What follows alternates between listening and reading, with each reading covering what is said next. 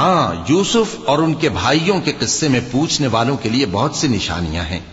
جب انہوں نے آپس میں تذکرہ کیا کہ یوسف اور اس کا بھائی ابا کو ہم سے زیادہ پیارے ہیں، حالانکہ ہم جماعت کی جماعت ہیں، کچھ شک نہیں کہ ابا کھلی غلطی پر ہیں۔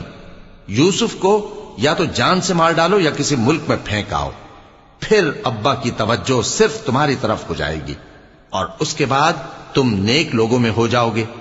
ان میں سے ایک کہنے والے نے کہا کہ یوسف کو جان سے نہ مارو، کسی اندھے کنویں میں ڈال دو کہ کوئی راہگیر اسے نکال کر کسی دوسرے ملک میں لے جائے گا۔ اگر تم کو کرنا ہی ہے تو یوں کرو۔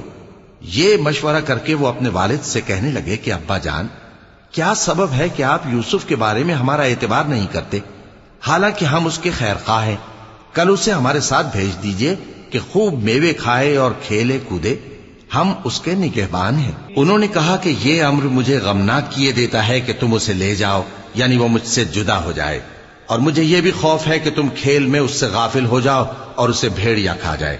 وہ کہنے لگے کہ اگر ہماری موجودگی میں کہ ہم ایک طاقتور جماعت ہیں اسے بھیڑیا کھا گیا تو ہم بڑے نقصان میں پڑ گئے۔